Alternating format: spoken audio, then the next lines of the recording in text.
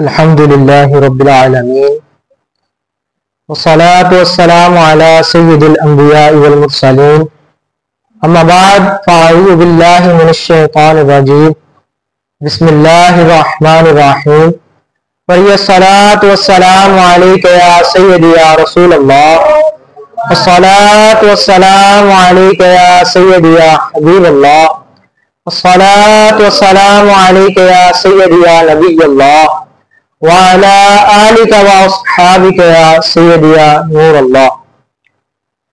حضور صلی اللہ تعالی علیہ وآلہ وسلم نے فرمایا صلو علیہ فإن صلاتکم تبلغنی حیث کنتم، کہ تم جہاں کہیں بھی ہو مجھ پر درود پڑھو کہ بے شک تمہارا درود مجھ تک پہنچتا ہے۔ اب سوال کرنے والے نے سوال کیا کہ یا رسول اللہ، کوئی لندن میں بیٹھا ہے یا کوئی ناروے میں بیٹھا ہے، وہ آپ پر درود پڑھتا ہے تو اس کا درود آپ تک پہنچ جائے گا؟ تو حضور نے فرمایا کہ بے شک اللہ عز و جل نے میری قبر پر ایک فرشتہ مقرر کر رکھا ہے جو تمام مخلوق کی آواز سن لیتا ہے اور ان کا پڑھا ہوا درود مجھ تک پہنچاتا ہے، اور میں اس کو سماعت کرتا ہوں اور ساتھ میں اس کا اور اس کے والد کا نام بھی مجھ تک پہنچاتا ہے۔ تو میں سوال کرتا ہوں کیا ہمارا نام حضور تک پہنچتا ہے؟ تو کل قیامت والے دن حضور ہماری بخشش نہیں فرمائیں گے؟ تو یہ تو غلام کی خاصیت ہے کہ وہ مخلوق کی آواز کو سن لیتا ہے، حضور کی کیا خاصیت ہوگی؟ حضور کیسے آوازوں کو سنتے ہوں گے؟ اعلیٰ حضرت فرماتا ہے نا، دورہ نزدیک کے سننے والے وہ کان، ان کی اعلیٰ سماعت پہ لاکھوں سلام۔ آئیے آپ کو عرض کرتا ہوں کہ حضور کس طرح دور کی آوازوں کو سن لیا کرتے تھے۔ حضور صلی اللہ تعالی علیہ وآلہ وسلم نے فرمایا کہ بے شک ہزاروں میل دور کیے جانے والے کلام کو میں اس طرح سن لیتا ہوں جیسے کسی نے میرے کان میں کلام کیا ہو۔ اور تو اور حضور صلی اللہ تعالی علیہ وآلہ وسلم نے 500 سال پہلے جہنم میں گرائے گئے پتھر کی آواز بھی سن لی۔ میں حضور کی کیا صفات بیان کروں؟ حضور کی صفات تو حضرت جبریل علیہ السلام نے بھی بیان کی، حضور کی صفات تو حضرت عیسیٰ علیہ السلام نے بھی بیان کی، حضور کی صفات تو صحابہ کرام نے بھی بیان کی، حضور کی صفات تو رب تعالیٰ نے قرآن مجید میں خود بیان کی۔ آئیے قرآن سے پوچھتے ہیں، اے قرآن یہ تو بتا کہ حضور کا چہرہ کیسا تھا؟ تو قرآن کہتا ہے والضحیٰ۔ میں نے پوچھا قرآن یہ تو بتا حضور کی زلفیں کیسی تھی؟ قرآن کہتا ہے واللیل اذا سجا۔ میں نے کہا قرآن یہ تو بتا حضور کا سینہ کیسا تھا؟ قرآن کہتا ہے الم نشرح لک صدرک۔ میں نے کہا اے قرآن حضور کا ذکر کیسا تھا؟ قرآن کہتا ہے ورفعنا لک ذکرک۔ میں نے کہا اے قرآن یہ تو بتا حضور کو کون سی چیزیں پسند تھی؟ قرآن کہتا ہے والتین والزیتون۔ میں نے کہا اے قرآن یہ تو بتا حضور کا شہر کیسا تھا؟ قرآن کہتا ہے لا اقسم بہذا۔ میں نے کہا اے قرآن حضور کا زمانہ کیسا تھا؟ قرآن کہتا ہے والعصر ان الانسان لفی خسر۔ میں نے کہا اے قرآن حضور کا صاحب کوثر ہونے کے بارے میں بتا۔ قرآن کہتا ہے انا اعطیناک الکوثر۔ میں نے کہا اے قرآن یہ بتا حضور رحمت للعالمین ہے۔ قرآن کہتا ہے وما ارسلناک الا رحمت للعالمین۔ میں نے کہا اے قرآن یہ بتا حضور کی ختم نبوت کے بارے میں۔ قرآن کہتا ہے ما کان محمد ابا احد من رجالکم ولکن رسول اللہ وخاتم النبیین وکان اللہ بکل شیء علیما۔ حضور کی ایک سب سے بڑی صفات میں سے ایک صفات اور وہ یہ ہے کہ حضور کل قیامت والے دن ہماری بخشش فرمائیں گے۔ کل قیامت والے دن ایک بندے کا حساب ہوگا اور اس کے گناہ زیادہ ہو جائیں گے، وہ حضور کو پکارے گا یا رسول اللہ میری مدد کیجئے، یا رسول اللہ میری مدد کیجئے۔ حضور سنیں گے اور اس کے پاس جائیں گے اور اس کے احوال کو جانیں گے۔ جب پتہ چلے گا حضور کو کہ اس کے گناہ زیادہ ہو گئے، حضور اپنی جیب میں سے پرچی نکالیں گے اور اس کی نیکیوں والے پلڑے میں رکھ دیں گے۔ جب وہ پرچی نیکیوں والے پلڑے میں رکھیں گے تو اس کا وہ پلڑا بھاری ہو جائے گا۔ وہ جب پلڑا بھاری ہوگا تو وہ عرض کرے گا یا رسول اللہ میرے تو اتنی نیکیاں ہی نہیں تھی کہ میرا پلڑا کیسے بھاری ہو گیا؟ تو حضور فرمائیں گے یہ تیرا پڑا گیا وہ درود ہے جو دنیا میں تو نے مجھ پر پڑا تھا۔ قیامت کے منظر پر جب ایک شاعر نے دیکھا کہ قیامت کا منظر کیسا ہوگا تو اس نے پورا کلام ہی لکھ ڈالا. وہ آپ سے عرض کروں گا قیامت والے دن تمام مخلوق اکٹھی ہوگی اور وہ حضرت آدم علیہ السلام کے پاس جائیں گے اور عرض کریں گے اے حضرت آدم علیہ السلام بڑا عذاب ہے, آپ ہماری نجات فرمائیے. حضرت آدم علیہ السلام فرمائیں گے نفسی نفسی, آج میں نے رب کا وہ غضب دیکھا ہے جو آئندہ نہیں دیکھوں گا. پھر سارے حضرت نوح علیہ السلام کے پاس جائیں گے, حضرت نوح علیہ السلام بھی یہی فرمائیں گے.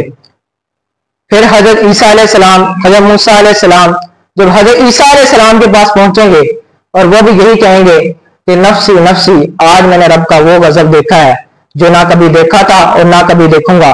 تو تمام لوگ عرض کریں گے کہ اے حضور ہماری کسی کی طرف تو رہنمائی کریے کہ جو ہماری نجات کرے. تو حضرت عیسیٰ علیہ السلام کہیں گے جاؤ محمد عربی کے پاس چلے جاؤ, جاؤ آج انہوں نے ہماری نجات کرنی ہے. جب تمام حضور کے پاس حاضر ہوں گے تو حضور سجدے میں ہوں گے. شاعر کیا لکھتا ہے؟ شاعر لکھتا ہے اللہ پہ آکھے یار نو, اللہ پہ آکھے یار نو, اج اتھوں نہیں کاری تو سجدے سر چک لے, چک لے تو سجدے سر چک لے, جا بخش امت سارے تو سجدے سر چک لے, جا بخش امت سارے تو سجدے سر چک لے. جب لوگوں کو پتا چلے گا نا کہ آج نجات کرانی ہے تو حضور نے کرانی ہے اور کسی کے پاس کچھ نہیں. تو شاعر لکھتا ہے ہر کوئی تینوں لبدا پھردا سب نو تیرے لوڑا, ہر کوئی تیرا واسطہ پاوے واپس کیوں موڑا, واپس کیوں موڑا. آج دنیا میں جب دو دوست ہوتے ہیں نا, وہ دوست کسی کی سفارش نہ مانے, وہ کہتا ہے یار بس نام دی یاری ہے اور کچھ نہیں, بس یاری نام دی رکھی ہے. تو شاعر کیا لکھتا ہے ہر کوئی تیرا واسطہ پاوے واپس کیوں موڑا, واپس کیوں موڑا. جے منا نہ میں تیرا واسطہ ہے, جے منا نہ میں تیرا واسطہ, لوکی کہن گے ایویں یار تو سجدے سر چک لے, چک لے تو سجدے سر چک لے, جا بخش امت سارے تو سجدے سر چک لے. قیامت والے دن رب تعالیٰ اپنے حبیب کو فرمائے گا اے میرے حبیب میزان پہ کھڑے ہو جائیں, جس کا چاہے پلڑا بھاری کر دیں, جس کا چاہے پلڑا ہلکا کر دیں, آج آپ کے ہاتھ میں ہے شفاعت. تو شاعر کا لکھتا ہے اج میزان تے آپ کھلو جا یار آکے اللہ, اج میزان تے آپ کھلو جا یار آکے اللہ, یار آکے اللہ, تو مرضیاں کر سونیا, تو مرضیاں کر سونیا, واللہ لا رکھ یا بارے تو سجدے سر چک لے, چک لے تو سجدے سر چک لے, جا بخش امت سارے تو سجدے سر چک لے. حضور صلی اللہ تعالی علیہ وسلم نے فرمایا قیامت والے دن ایک بندہ آئے گا, اللہ اس کا حساب فرمائے گا ذرا سائڈ پر ہٹ کر, یعنی ایپ اوشی نہیں اکیلے میں حساب فرمائے گا. اللہ عز و جل اسے اپنی نعمتیں یاد کرائے گا, وہ نعمتوں کو یاد کرے گا, رب تعالیٰ پھر اس کو اس کے گناہ یاد کرائے گا, وہ گناہوں کا اقرار کرے گا, پھر رب تعالیٰ فرمائے گا تجھے میری نعمت سے امید ہے, تجھے مجھ سے امید ہے, وہ کہے گا بے شک اللہ مجھے تجھ سے ہی امید ہے. رب تعالیٰ فرمائے گا جس طرح دنیا میں نے تیرے عیب چھپائے تھے جا آج بھی تجھے بخشتا. رب تعالیٰ فرمائے گا دنیا میں تیرے عیب چھپائے تھے آج بھی تجھے بخشتا ہوں۔ اور حضور صلی اللہ تعالی علیہ وآلہ وسلم کی بخشش فرمانا یہ ایک بہت بڑی خاصیت ہے، اور حضور صلی اللہ تعالی علیہ وآلہ وسلم کئی لوگوں کو جہنم کے اندر سے نکال کر لے آئیں گے۔ رب تعالیٰ نے فرمایا والا سوف یعطیک ربک فترضی، اے حبیب ہم ان قریب آپ کو اتنا عطا کریں گے کہ آپ راضی ہو جائیں گے۔ تو حضور نے فرمایا کہ میں تب تک راضی نہیں ہوں گا جب تک میرا ایک بھی امتی جنت میں نہ چلا جائے، یعنی سارے امتی جنت میں جب تک نہیں جائیں گے حضور راضی نہیں ہوں گے۔ تو ایک خلاصہ یہ نکلتا ہے کہ ایمان سلامت چلا گیا تو جنت میں جانا پکا ہے، ایمان سلامت ہے تو جنت میں ضرور جائیں گے۔ اور ایمان سلامت کیسے رہے گا؟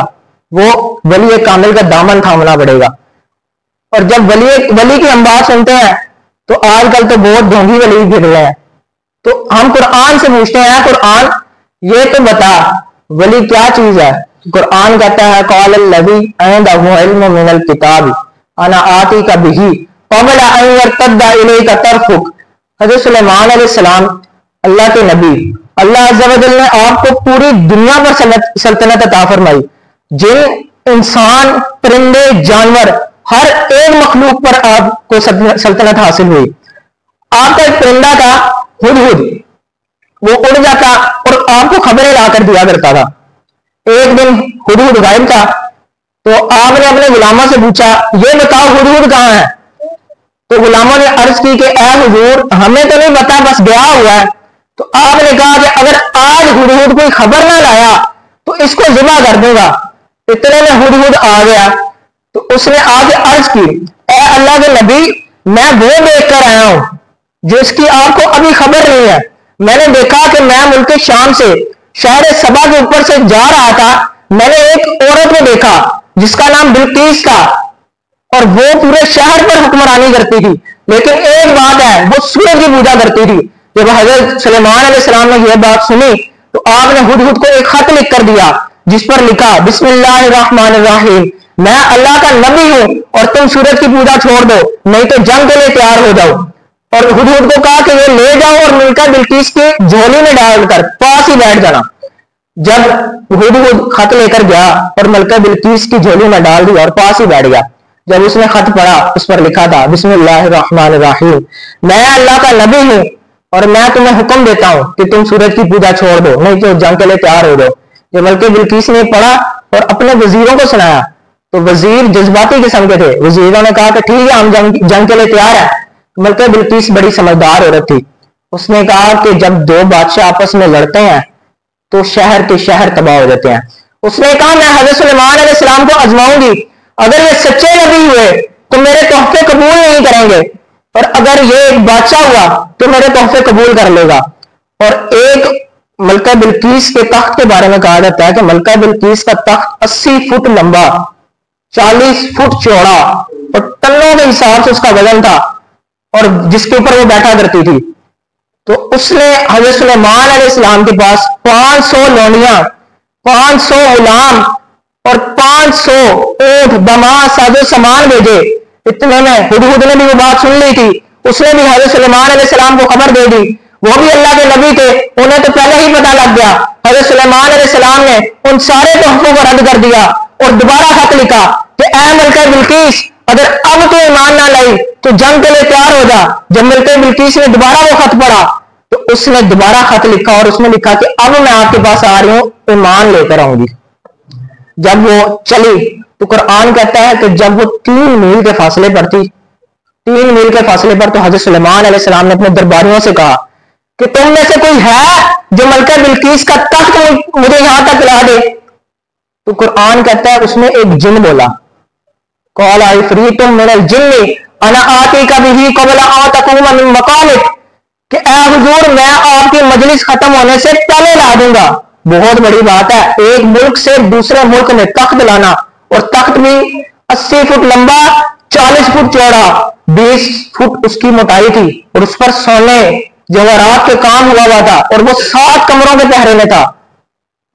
بہت بڑی بات ہے۔ حضرت سلیمان علیہ السلام نے فرمایا تو لیٹ ہے، اتنا ٹائم نہیں. تو قرآن کہتا ہے ان کے دربار میں ایک اللہ کا ولی بھی بیٹھا تھا جس کا نام آصف بن برقیہ تھا. آصف بن برقیہ کھڑے ہوئے, کہا حضور میں لے آؤں گا. حضرت سلیمان علیہ السلام نے فرمایا کتنی دیر لگاؤ گے؟ قرآن کہتا ہے قبل طرف حضور آپ کی آنکھ جھپکنے سے پہلے لے آؤں گا. فرمایا جاؤ لے کر آؤ. عرض کی اے اللہ کے نبی آنکھ جھپکی ہے. آنکھ جھپکی, تخت حاضر تھا. جب یہ بات ایک انگریز نے سنی نا, آپ لوگوں میں سے کوئی داتا صاحب گیا ہو تو وہاں پر ایک انگریز کی قبر بھی ہے. جب یہ بات ایک انگریز نے سنی نا کہ ایک ملک سے دوسرے ملک اتنا بڑا تخت آ گیا, تو اس کو یقین نہیں آیا. تو وہ نہ پاکستان ریسرچ کرنے آ گیا. وہ شہر لاہور میں آیا اور داتا صاحب کے مزار کے سامنے سے گزر رہا تھا. جب اس نے رش دیکھا نا کہ یار اتنا رش ہے یہاں پر, تو وہ اندر داخل ہوا. اور جب آگے گیا تو ایک بزرگ سے ملا. بزرگ, ہاں جی کدھر؟ کہنے لگا حضور میں نے یہ بات سنی تھی ملکہ بلقیس کے بارے میں, حضرت آصف بن برقیہ کے بارے میں, کہ ایک ملک سے دوسرے ملک اتنا بڑا تخت 7 کمروں کے پہرے سے کیسے آ گیا؟ تو آپ نے کہا بیٹا یقین آ جائے گا, آؤ تمہیں ذرا چائے پلاتا ہوں. آپ اسے لے گئے. بزرگ اپنے تھیلے سے جب کپ نکالا اس کی چیخیں نکل گئی اور وہ بے ہوش ہو گیا. جب پوچھا اس سے, لوگوں نے اٹھایا کہ کیا ہوا, تو کہنے لگا کہ یہ وہی کپ تھا جس میں لندن میں چائے پیا کرتا تھا. میں مان گیا کہ تخت کیسے آیا تھا, یہ وہی کپ تھا. ولی یہ ہوتا ہے. اور آج کل کے ولیوں میں اگر صحیح کامل ولی دیکھنا ہے تو میرے امیر اہل سنت کو دیکھ لیں. جب حضور کے ختم نبوت پر بات آئی تو امیر اہل سنت نے ایک نعرہ نکالا, احمد مجتبی سب سے آخری نبی. جب حضور کے صحابہ پر بات آئی, جب حضرت امیر معاویہ پر بات آئی, لوگوں نے بھونکنا شروع کر دیا, تو آپ نے ایک نعرہ نکالا, ہر صحابی اے نبی جنتی جنتی, ہر صحابی اے نبی جنتی جنتی. آخر میں ایک بات مختصر سی ماں کے بارے میں. ماں ایک ایسی ہستی ہے کہ حضور نے فرمایا, ایک صحابی کے سوال پر صحابی نے پوچھا کہ یا رسول اللہ میری ماں کا مجھ پر کتنا حق ہے؟ تو حضور نے فرمایا کہ سب سے پہلا حق تیری ماں کا ہے.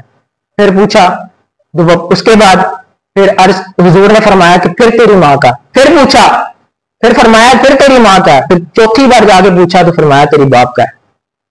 آج کل ہم اپنے ماں باپ کے اتنے نافرمان ہو چکے ہیں کہ ہم کچھ گھر میں بیلنس ہی نہیں کر پا رہے. گھر میں پریشانیاں اپنی والدہ کے اور اپنے, حضور نے فرمایا کہ میاں بیوی آپس میں لباس ہے ایک دوسرے کا, اور ہم جو ہے ان دو رشتوں میں بیلنس نہیں کر پاتے, جس کی وجہ سے ہمارے گھر میں کافی لڑائیاں ہو جاتی ہیں.